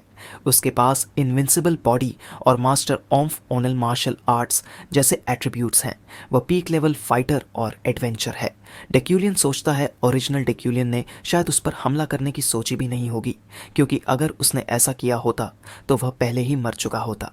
अब उसका काम पूरा हो चुका है, साथ ही उसने ज़रूरी कनेक्शंस बना लिए हैं। यहाँ और रुकने का कोई कारण नहीं, इसलिए वह कहता है, अब मैं वापस जा रहा हूँ। और हाँ, बेकार की चिंता मत करो। जनीसा उसे जाते हुए देखती है, लेकिन इस बार थोड़ी अलग नज़रों से। फिर जनीसा आश्चर्य से पूछती है, क्या तुम सच में जा रहे हो? क्या यह सही भी है? कोई हत्या या षड्यंत्र तो नहीं? डेक्यूलियन मुस्कुराकर जवाब देता है, यह कोई ऐसा काम नहीं है जो किसी नोबल को करना चाहिए। जनीसा उसकी बात सुनकर पूरी तरह हैरान रह जाती है। डेक्यूलियन सोचता है कि यूक्लिन परिवार की शक्ति से वह वास्तव में एडवेंचरस गिल्ड का इस्तेमाल करके उस पर दबाव बना सकता था, जैसा कि जनीसा ने कहा था। लेकिन ऐसा करने से उसकी मौत जल्दी हो सकती थी। तभी अचानक उसे एक नोटिफिकेशन मिलता है, डेथ वेरिएबल अवॉइडेड, जिसके लिए +1 स्टोर करेंसी प्राप्त हुई। वह चौंक जाता है और सोचता है कि यह मौत के खतरे से बचने का एक और तरीका था जिसे वह पहचान नहीं पाया था। अब उसे समझ आ गया कि यह दुनिया कहीं भी सुरक्षित नहीं है। दूसरी तरफ रैली, जो जूलिया की रिश्तेदार और एक एडवेंचरर है, पूछती है कि वह यहाँ और कितनी देर तक रहने वाली है, जिस पर जूलिया गुस्से में जवाब देती है कि उसे तो यहाँ आना ही नहीं था। फिर रैली उसे जल्दी आने के लिए कहती है, लेकिन जूलिया इनकार कर देती है। रैली फिर पूछती है, तुम्हारा और तुम्हारे मंगेतर का रिश्ता कैसा चल रहा है? जूलिया चौंक जाती है और पूछती है कि वह ऐसा क्यों पूछ रही है। रैली कहती है कि उनके रिश्ते को लेकर बहुत सारी अफवाहें चल रही हैं, इसलिए जूलिया को उनकी पिछली मुलाकात याद आती है जो काफ़ी कड़वी थी।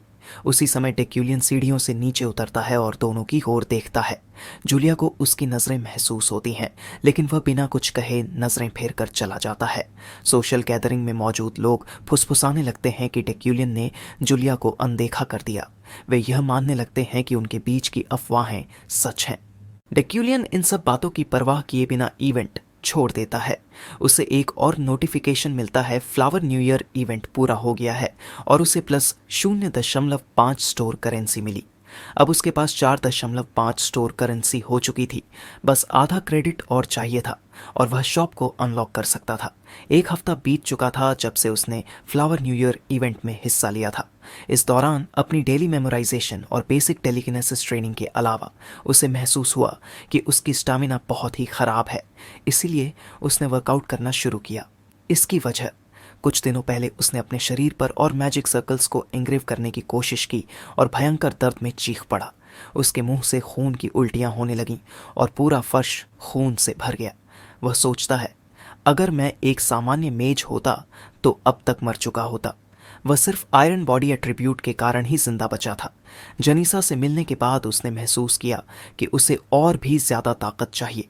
इसलिए उसने फायर कंट्रोल को भी अपने टेलीकिनेसिस एंग्रेविंग में जोड़ दिया। इसका मकसद था मेटल मैनिपुलेशन को और भी मजबूत बनाना। लेकिन यह आसान नहीं था। यह तरीका जादू सीखने का समय तो कम कर सकता था, लेकिन इसके बदले शरीर पर भयानक दबाव डालता था। इसीलिए उसने अपनी फिजिकल ट्रेनिंग शुरू कर दी। अब हर सुबह एक सख्त वर्कआउट उसकी रूटीन का हिस्सा था। हम उसे पुल अप बार से कूदते हुए देखते हैं। उसका पूरा शरीर पसीने में तरबतर हो चुका है। वह गहरी सांस लेते हुए कहता है, अब असली काम शुरू करने का वक्त आ गया है। कुछ समय बाद वह अपने ऑफिस में होता है और एलन से पूछता है, यह क्या है? एलन जवाब देता है, ये मैजिक टॉवर से एक स्टेटमेंट है सर। प्रोफेसर क्वालिफिकेशन कमेटी ने आपके रिसर्च की ऑडिट हियरिंग की तारीख तय कर दी है। ये सुनवाई कुछ महीनों में होगी और तब तक वे चाहते हैं कि आप सभी ज़रूरी डॉक्यूमेंट्स तैयार करें। इससे टेक्यूलियन का चेहरा गंभीर हो जाता है। वह सोचता है, अगर मेरी रिसर्च का ऑडिट हो रहा है तो इसका मतलब ये है कि मेरी रिसर्च पहले से ही ठप पड़ी थी, इससे बहुत पहले कि मैंने इस शरीर पर कब्जा किया। ये उसके लिए एक बड़ी समस्या थी। खेल में डेक्यूलियन हमेशा एक प्रोफेसर रहा था। शायद क्वेस्ट की एक अनिवार्य शर्त यह थी कि वह प्रोफेसर बना रहे। अगर उसने यह टाइटल खो दिया तो वह अपने असली दुनिया में लौटने की सारी उम्मीद खो देगा। डेक्यूलियन लैब में प्रवेश करता है और दरवाजे के सामने रुक जाता है, ये सोचते हुए कि उसे यहाँ से कुछ ढूंढना होगा। जैसे ही वह दरवाज़ा खोलता है, उसके सामने जो दृश्य आता है वह उसे चौंका देता है। पूरी लैब बर्बाद पड़ी है। ऐसा लगता है कि यहाँ कई सालों से कोई नहीं आया। अगर डेक्यूलियन इस लैब में आता जाता होता तो इसकी हालत ऐसी नहीं होती। चारों तरफ नज़र दौड़ाता है तो उसकी एक खास कोने पर नज़र जाती है। उसे वहाँ पड़ा कचरे का ढेर कुछ अलग सा लगता है। वह बुदबुदाता है, ये कचरे का ढेर कुछ ज़्यादा ही अजीब लग रहा है। कहीं इसके नीचे कुछ छिपा तो नहीं? जैसे ही वह उसे हटाने की कोशिश करता है, वह चौंक जाता है। स्लाइम ने पूरी लैब में कब्जा कर रखा है और यह शायद जानबूझकर यहाँ छोड़ा गया था ताकि कोई भी यहाँ आकर कुछ हासिल न कर सके। इसे डेक्यूलियन राहत की सांस लेता है। शुक्र है कि मैंने टेलीकिनेटिक मैनिपुलेशन सीखा था। टेलीकिनेसिस का इस्तेमाल कर वह कचरे के ढेर में एक पुरानी किताब खोज निकालता है, लेकिन किताब पर गंदगी की मोटी परत जमी हुई है। हे भगवान, ये तो पूरी तरह गंदगी में लिपटी हुई है। वह धीरे धीरे उसे साफ करता है और देखता है कि यह डेक्यूलियन की खुद की रिसर्च का रिकॉर्ड है। अचानक कॉम्प्रिहेंशन स्किल एक्टिव हो जाती है। जैसे ही वह किताब खोलता है, क्या उसकी आंखें चकाचौंध हो जाती हैं। सोने जैसी चमकदार रोशनी किताब से निकलने लगती है और उसे घेर लेती है। वह सोचता है, अगर मेरी स्किल खुद ही एक्टिवेट हो गई है तो इसका मतलब यह रिसर्च वाकई में अद्भुत रही होगी। उसकी वेल्थी मैग्नेट और शार्प आईसाइट स्किल्स मिलकर उसे यह दिखाती हैं कि यह रिसर्च बहुत प्रभावशाली है, लेकिन रिसर्च अधूरी है। कुछ पन्ने फटे हुए हैं तो कुछ पूरी तरह खाली है। कई जगह लॉजिक पूरी तरह गलत है, जिससे यह साफ होता है कि इसे अधूरा छोड़ दिया गया था। फिर भी रिसर्च इतनी दमदार है कि उसकी स्किल खुद ब खुद एक्टिवेट हो गई। तभी उसे एक छोटा लॉकेट मिलता है। वह उसे खोलता है और अंदर इफ्रिन और उसके पिता की एक पुरानी तस्वीर देखता है, लेकिन तस्वीर टूटी हुई है। वह बुदबुदाता है, तो ये है सच। इफ्रिन का पिता कीगन डेक्यूलियन का असिस्टेंट था और उसने यह रिसर्च छुपाने के लिए अपनी जान जोखिम में डाल दी। अब उसे समझ आता है कि लूना फैमिली के मेजेस की डेक्यूलियन के प्रति इतनी नफरत क्यों है। डेक्यूलियन की वजह से इफ्रिन को बहुत कठिनाइयों से गुजरना पड़ा। वह लॉकेट को बंद करता है और कहता है, चिंता मत करो, मैं इस रिसर्च को पूरा करूंगा। अगर वह अपनी अंडरस्टैंडिंग स्किल का सही उपयोग करे तो वह इस रिसर्च को सफलतापूर्वक पूरा कर सकता है, और अगर यह पूरा हुआ तो वह कीगन का नाम को ऑथर के रूप में जोड़ेगा। लेकिन उसे भी अपने लिए कुछ उपलब्धियां चाहिए, इसलिए वह सिर्फ कीगन का नाम ही नहीं डाल सकता। कैंपस के कैफे में बातचीत होती है। एक लड़की जोर से चिल्लाती है, कॉमनर्स को एक साथ रहना चाहिए। उसके अनुसार अगर वे एक दूसरे की मदद नहीं करेंगे तो एक दिन उन्हें इसका खामियाजा भुगतना पड़ेगा। इसलिए वह उम्मीद करती है कि इफ्रिन भी उससे सहमत होगी। लेकिन इफ्रिन मन में कहती है कि वह पहले एक नोबल थी, लेकिन अब नहीं। अब न तो मेरे पास कोई ज़मीन है, न ही कोई महल, इसलिए नोबल होने के कर्तव्य को भूल जाओ। लड़की जिद करती है कि इफ्रिन को यहाँ ज़रूर होना चाहिए। बाकी लोग भी सहमति में सिर हिलाते हैं। तुम हमारी रिप्रेजेंटेटिव हो, तुम सिल्विया की पीड़ित भी रही हो। लेकिन इफ्रिन असहज महसूस करती है और सोचती है, इन्हें लगता है कि मैं कोई रिप्रेजेंटेटिव हूँ। एक और लड़की आगे जोड़ती है, अगर हमें क्लब बनाना है तो हमें किसी प्रोफेसर की परमिशन चाहिए, लेकिन समस्या ये है कि कोई भी प्रोफेसर इसे अनुमति नहीं देगा। जूली कहती है कि यही सबसे बड़ी दिक्कत है। फिर कोई सुझाव देता है, चलो प्रोफेसर रेलन से पूछते हैं। लेकिन कोई और कहता है वह तो नोबल्स की तरफदारी करता है। इसके बाद वे एक एक करके कई प्रोफेसर्स के नाम लेते हैं, लेकिन सबको खारिज कर देते हैं। तभी कोई कहता है, डेक्यूलियन का नाम लेना भी बेकार है, वह कभी इसकी परमिशन नहीं देगा। जब वे सभी बातचीत कर रहे होते हैं, इफ्रिन चुपचाप स्नैक्स देख रही होती है और सोचती है कि उम्मीद है कि ये लोग मुझसे कुछ न कहें। लेकिन तभी जूली उसकी ओर मुड़ती है और कहती है, इफ्रिन, हमें डेक्यूलियन से पूछना चाहिए। तुम्हें उसके पास जाकर अनुमति लेनी होगी। इसे इफ्रिन पूरी तरह से हैरान रह जाती है। दूसरे भी सहमति में सिर हिलाते हैं। अगर सोचो तो डेक्यूलियन बहुत फेयर है। वह नोबल्स और कॉमनर्स दोनों को एक जैसा देखता है। अगर तुम सजा से बच गई तो इसका मतलब है कि उसकी नज़र तुम पर पड़ी है। इसका इफ्रिन तुरंत विरोध करती है, ऐसा कुछ भी नहीं है, वह कोई महान इंसान नहीं है। ये माहौल अचानक अजीब क्यों हो गया। वह बड़बड़ाती है, मुझे डेक्यूलियन के साथ नहीं उलझना, और जल्दी से वहां से भाग जाती है। जूली उसे आवाज़ लगाती है, इस पर एक बार और सोच लो। लेकिन इफ्रिन सोचती है, यह सब बिल्कुल गलत है। अगर मैं ऐसा करूंगी तो इसका उल्टा असर होगा। तभी जूली अचानक इफ्रिन को पकड़ लेती है और डरी हुई आंखों से ऊपर देखती है। इफ्रिन घबरा जाती है और पूछती है, तुम इतनी डरी हुई क्यों हो जूली? इफ्रिन मुड़ती है और अचानक डेक्यूलियन उसके सामने खड़ा होता है। वह हैरान रह जाती है, डेक्यूलियन? वहीं जूली उसे गुड लक कहती है और तुरंत भाग जाती है। इफ्रिन मन में चिल्लाती है, तो इतनी जल्दी वहां तक कैसे भाग गई, कायर कहीं की। लेकिन डेक्यूलियन बिना किसी परवाह के आगे बढ़ता रहता है। इफ्रिन उसे रोकने का फैसला करती है। वह उसके सामने झुककर क्लब पेपर आगे बढ़ाती है। मुझे क्लब बनाना है और इसके लिए आपकी सिग्नेचर चाहिए। वह जानती थी कि डेक्यूलियन शायद सहमति ना दे, लेकिन उसने इसे आजमाने का फैसला किया। मैं तुम्हें बिल्कुल परेशान नहीं करूंगी। मुझे लगा कि तुम्हें पेशेंट्स वाले क्लब पसंद नहीं। असल में वह डेक्यूलियन के साथ कोई संबंध नहीं रखना चाहती थी। लेकिन जूली सही थी, अन्य प्रोफेसर कभी भी उनकी मदद नहीं करेंगे। तो बजाय इसके कि हर कोई उसे बार बार इस बारे में परेशान करे, बेहतर यही था कि वह सीधे डेक्यूलियन से ही पूछ ले। डेक्यूलियन चुपचाप पेपर पकड़ता है और कहता है, डिटेल्स बाद में मेरे ऑफिस भेज देना, और पेपर पर साइन कर देता है। फिर वह बिना किसी परेशानी के पेपर उसे लौटा देता है। इसे इफ्रिन हैरान रह जाती है, उसने इतनी आसानी से हाँ कह दिया, मुझे तो लगा था कि वो मना कर देगा। तभी जूली बाहर दौड़ती हुई आती है और उत्साहित होकर कहती है, तुमने सच में उससे सिग्नेचर ले लिए? मुझे तो यकीन ही नहीं हो रहा। लेकिन इफ्रिन अब भी उलझन में थी। ये बिल्कुल वैसा ही था जैसे डिसिप्लिनरी कमेटी के समय हुआ था। वह अचानक इतना अच्छा क्यों हो रहा है? दृश्य बदलता है। डेक्यूलियन प्योर एलिमेंट्स पर लेक्चर दे रहा होता है। एलिमेंट्स ही सभी मैजिक की आधारशिला है। लेकिन कई मेजर्स अब भी कैटेगोरिकल मैजिक और प्योर एलिमेंट्स के बीच के अंतर को नहीं समझते। जबकि वह पढ़ा रहा था, इफ्रिन अभी भी उलझी हुई थी। क्या ये उसकी गलती का पछतावा है या फिर सिर्फ सहानुभूति? आखिरकार डेक्यूलियन ही वो था जिसने उसके पिता को मौत की ओर धकेला था। भले ही अब वह उस पर दयालुता दिखा रहा था, लेकिन ये सब नकली लग रहा था। अगर उसे सच में अपने किए का पछतावा है तो उसे दुनिया के सामने अपना असली रूप दिखाना चाहिए और प्रायश्चित करना चाहिए। ऐसा सोचकर इफ्रिन गुस्से से कांप रही थी। तभी जूली उसे देखती है और पूछती है, तुम ठीक तो हो? इफ्रिन झटके से सोच से बाहर आती है।